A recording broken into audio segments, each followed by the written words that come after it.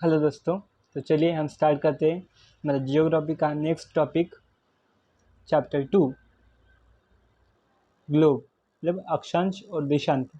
ठीक है, तो इस टॉपिक में हम पढ़ेंगे ग्लोब, ध्रुव, अक्ष, विषुवत रेखा, अक्षांश रेखा है, पृथ्वी के ताप कटिबंध, देशांतर रेखा है, विभिन्न समय क्षेत्र, समय की गणना। ठीक है, चलिए बढ़ते हैं हमारे टॉपिक की तरफ। देखिए ग्लोब, ग्लोब हमारी पृथ्वी का एक छोटा सा मॉडल है। मतलब हम स्टडी के लिए बनाते हैं उसे, हमें समझ जाए इसलिए हम इसके कोई ग्लोब लेते हैं। मतलब जैसे बॉल होता है वैसे हम आकृति लेते हैं कोई, उस पर हमारा पूरा पृथ्वी का नक्शा बना हुआ आता है, तो ऐसा गोल करके हम एक है लेते हैं, उसको हम ग्लोब कहते हैं। ठीक है, ग्लोब जो दो पिवट के बीच लगा दिया जाता है, उसके दो पिवट है इसके बीच वो लगा दिया जाता है ताकि यह अक्ष के चारों ओर घूम सके। मतलब ये अक्ष के चारों ओर घूम सके। ग्लोब अलग अलग आकार में आते हैं। धरती के बारे में अध्ययन करने के लिए ग्लोब से बहुत मदद मिलती है। देखिए हम खुद ही पृथ्वी के बाहर जाके तो अध्ययन नहीं कर सकते, इसलिए ऐसे ग्लोब आते हैं, उससे हम हमारा अध्ययन अच्छी तरह से कर सकते हैं। ठीक है, ध्रुव। देखिए ध्रुव पृथ्वी के ऊपरी और निचले भाग को ध्रुव कहते हैं।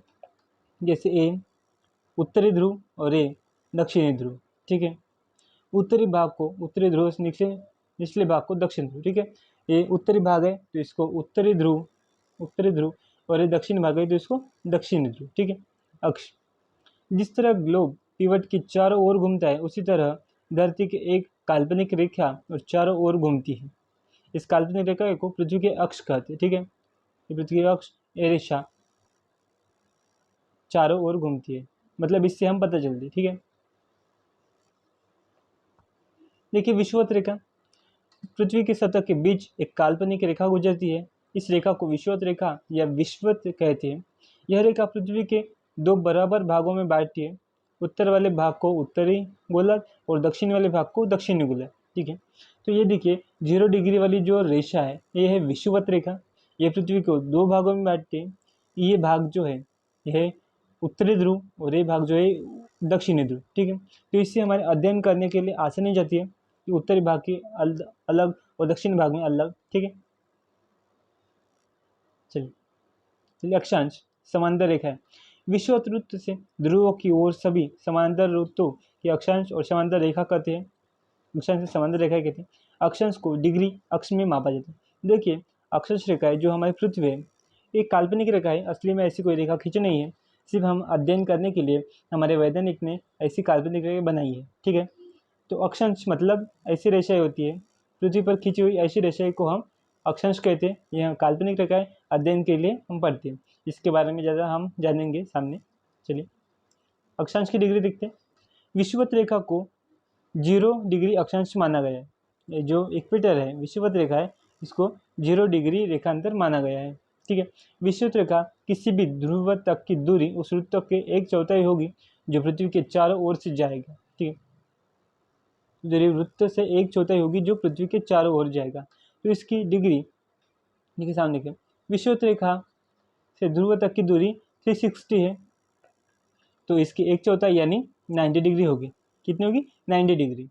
इस तरह से उत्तरी ध्रुव का अक्षांश 90 डिग्री होगा और दक्षिण ध्रुव का अक्षांश 90 डिग्री दक्षिण होगा। ठीक है, मतलब यहाँ का 90 डिग्री अक्षांश मतलब उत्तरी और यहाँ का 90 डिग्री दक्षिणी। ठीक है, चलिए अक्षांश के डिग्री से मान के साथ डिग्री में मान के साथ साथ उत्तर या दक्षिण भी लिखा जाता है। विषुवत रेखा के उत्तर में स्थित सभी अक्षांशों को उत्तरी अक्षांश कहते हैं। यह है उत्तरी अक्षांश और यह है दक्षिणी अक्षांश। ठीक है, मतलब दक्षिण में स्थित सभी अक्षांश को हम दक्षिण अक्षांश। ओके,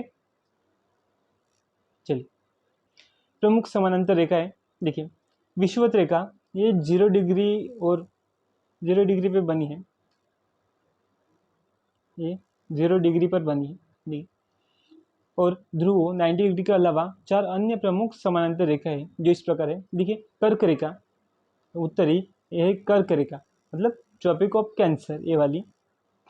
दूसरी मकर रेखा, ये ट्रॉपिक ऑफ कैट्रोकॉन मतलब मकर रेखा, उत्तर ध्रुव, देखिए ट्रॉपिक ऑफ कैंसर जो है मतलब कर्क रेखा जो है 23.5 डिग्री झुकी हुई है पृथ्वी से।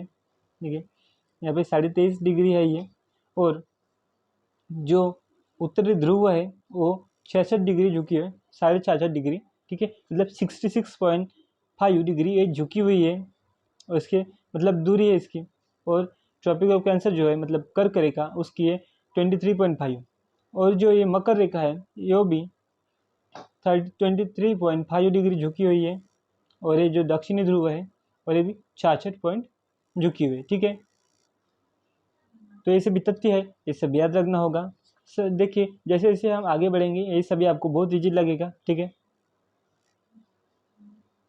देखिए पृथ्वी का ताप कटिबंध, उष्ण कटिबंध, कर्क रेखा और मकर रेखा के बीच दोपहर का सूर्य साल में कम से कम एक ही बार आता है। देखिए कर्क रेखा और मकर रेखा, तो ये है कर्क रेखा और ये है मकर रेखा।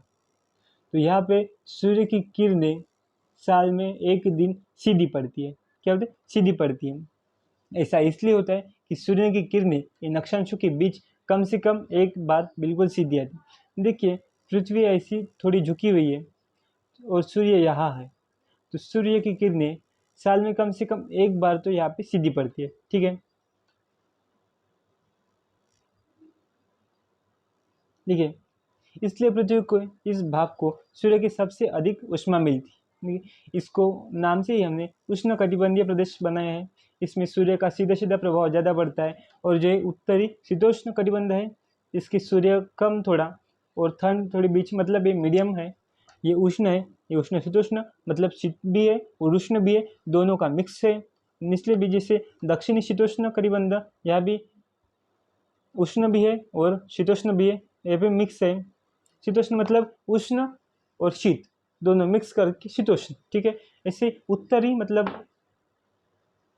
मतलब शीत और उष्ण मतलब शीतोष्ण दोनों मिक्स है। और ऊपर का जो है सभी उत्तरी शीत कटिबंध, यहाँ पे उष्ण जाता ही नहीं, यहाँ पे ज़्यादातर वक्त ठंडी पड़ती है। जैसे उत्तरी शीत कटिबंध और दक्षिणी शीत कटिबंध, यहाँ पे ज़्यादा ठंडी पड़ती है, इसलिए इसे मतलब उष्ण यहाँ पे आया ही नहीं, सिर्फ शीत है, मतलब इसको उत्तरी शीत कटिबंध और यहाँ पे उत्तरी मतलब दक्षिणी शीत कटिबंध, ठीक है। चलिए शीत कटिबंध देखते हैं। ध्रुव, वृत्त और ध्रुव के बीच वाले क्षेत्र पर सूर्य की किरणें अत्यधिक तिरछी पड़ती है, ठीक है। इसलिए इन क्षेत्रों में सूर्य कभी भी क्षितिज रूप से ऊपर नहीं दिखता है, इसलिए इस भाग में तापमान बहुत कम होता है। इस भाग को शीत कटिबंध कहते हैं, ठीक है।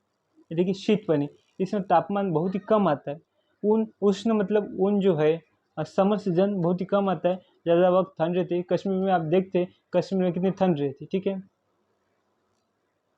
चलिए देशांतर देखते हैं। तो देखिए देशांतर रेखा है, मिनट, देशांतर की जो रेखा है वो ऐसी सीधी होती है, ठीक है। तो ये देशांतर की रेखा ऐसी होती है सीधी, ठीक है, ये ऐसी होती है ऐसी, ठीक है। ये भी देशांतर रेखा भी काल्पनिक रेखा है। अक्षांश और देशांतर ये हमारे अध्ययन के लिए खींची जाने वाली एक काल्पनिक रेखा है। अक्षांशों के ठीक उलट ही देशांतर रेखा की लंबाई समान होती है, मतलब जितने लंबाई दूरी से अक्षांश खींची गई है उतनी ही लंबाई से देशांतर भी खींची गई है, ठीक है। इसलिए 0 डिग्री देशांतर निर्धारित करना बहुत मुश्किल है, क्योंकि 0 डिग्री मुश्किल बहुत है, ठीक है। चलिए सभी देशों की सहमति से ग्रीनविच से होकर गुजरने वाली देशांतर को 0 डिग्री का मान लिया गया। देखिए ये वाली ग्रीनविच से होकर गुजरने वाली ये रेखा है, ग्रीनविच से होकर इसको 0 डिग्री का मान मिला है। ग्रीनविच में ब्रिटिश रॉयल ऑब्जर्वेटरी के रहने के कारण ऐसा संभव हो पाया कि 0 डिग्री देशांतर का प्रमुख यामोत्तर भी कहते हैं, ठीक है। पृथ्वी देशांतर के पूर्व की तरफ पृथ्वी को 180 डिग्री में बांटा गया है। ऐसा पश्चिम की तरफ भी किया गया है। 180 पूर्व और 180 पश्चिम देशांतर दोनों की एक ही रेखा भर पड़ने की पड़ते, दोनों ही देशांतर पृथ्वी को 2 बराबर हिस्से में बांट देखिए, ठीक है। चलिए अक्षांश और देशांतर का उपयोग देखते हैं। अक्षांश देशांतर की मदद से हम पृथ्वी पर किसी भी स्थान का सही स्थिति जान सकते हैं। देखिए जैसे भारत है, यहाँ पे मतलब ग्राफ से मदद से देखते हैं, जिससे यहाँ पे ये 5 का हमें, ठीक है। चलिए देशांतर और समय देखते हैं। पृथ्वी को अपने अक्ष पर एक बार घूमने में लगभग 24 घंटे लगते हैं। मतलब पूरा दिन कंप्लीट करने के लिए पृथ्वी को 24 घंटे लगते हैं। इसलिए सूर्योदय और सूर्यास्त में हमें सुबह और शाम के समय पता चलता है, ठीक है। जब सूर्य बिल्कुल सिर के ऊपर होता है तो दोपहर होती है। इस समय दोपहर के 12 बजते हैं। जब भी हमारी रोशनी सीधी पड़ती है, जिससे अगर सूर्य इधर हो, अगर सुबह हो तो हमारी रोशनी इधर, छाया इधर पड़ेगी। अगर सूर्य इधर हो तो हमारी छाया इधर पड़ेगी। और अगर सूर्य इधर हो, हमारे सिर के ऊपर हो, तो हमारी छाया इधर ही पड़ेगी, ठीक है, इधर ही पड़ेगी। ओके, चलिए। जब सूर्य हमारे सिर के ठीक ऊपर होता है तो हमारी छोटी छाया बनती है। जैसे मैंने, सूर्य हमारे सीधे ऊपर होता है यहाँ पे पृथ्वी के, मतलब तो ये हम है, तो हमारी छाया सिर्फ यही पड़ेगी, ठीक है। चलिए देखिए, ऐसे देख लीजिए, डिग्री की कुल संख्या है 360 डिग्री। पृथ्वी पूरी 360 डिग्री गोल है, ठीक है। दिन में कुल घंटे की संख्या है 24 तास, 24 घंटे। पृथ्वी पूरे चक्कर कंप्लीट करने के लिए 24 घंटे लगते हैं। इसलिए प्रति घंटे डिग्री का संख्या 360 प्लस 24 मतलब 15 डिग्री हमारा है, ठीक है। चूँकि एक घंटे में 60 मिनट है, तो इसलिए 15 डिग्री मतलब 60 मिनट, ठीक है। इसलिए 1 डिग्री 60 इंटू 15 मतलब 4 मिनट, ठीक है। 4 मिनट की 1 डिग्री बनती है, ठीक है। भारत का मानक समय। भारत एक विशाल देश है, इसका देशांतरी प्रसार काफ़ी बड़ा है। इसलिए असम में डिब्रूगढ़ और गुजरात में द्वारका में होने वाले सूर्योदय में 1 घंटा 45 मिनट का अंतर होता है। तो देखिए, पहले कुछ दिन पहले ऐसा हुआ था कि यहाँ का जो समय है वो पहले था, मतलब यहाँ की सुबह अगर 6 बजे हो तो यहाँ की सुबह 7:30 पौने 8 बजे होती थी। तो ये लोग ने ऐसा किया था कि हमें अलग टाइम चाहिए, लेकिन एक ही राज्य में, एक ही राष्ट्र में होने के कारण ऐसा नहीं हो सका। तो इनको ऐसा कहा गया कि आप अपना टाइम बदलिए, मतलब जो इनका स्कूल 8 बजे चालू होता है तो आप 9 बजे करिए, आप इनका 5 बजे ख़त्म होता है तो आपका 6 बजे ख़त्म करिए, ऐसा कहा गया है, ठीक है। तो देखिए, भारतीय मानक समय करीब 82.50 डिग्री पूर्व के आधार पर झुका हुआ है, मतलब 82.4। 1 डिग्री मतलब 4 मिनट, हमने देखा है 1 डिग्री मतलब 4 मिनट। तो 82.5 इंटू 4 करें तो 330 मिनट होते हैं। तो 330 मिनट मतलब 5 घंटा 30 मिनट, ठीक है। तो पृथ्वी 5 घंटा 30 मिनट पीछे है, ठीक है। देखिए, इस गणना से पता चलता है कि ग्रीनविच की तुलना में भारतीय मानक समय 5 घंटे 30 मिनट आगे है, मतलब आगे है। कुछ देश में इतने विशाल है कि यहाँ एक समय के क्षेत्र में काम ही नहीं चलता। जैसे रूस में 11 समय क्षेत्र है। देखिए, रूस सबसे बड़ा राज्य है, राष्ट्र है, इसलिए यहाँ पे 11 समय क्षेत्र है, ठीक है। संयुक्त राज्य अमेरिका में 9 समय क्षेत्र है और पृथ्वी के 24 समय क्षेत्र में बांटा गया है। हर समय क्षेत्र का प्रसार 15 डिग्री देशांतर है, ठीक है। चलिए दोस्तों, आज के लिए हम इतने रखते हैं। तो अगली क्लास देखना मत भूलना, ठीक है। चलिए, थैंक यू फ्रेंड्स।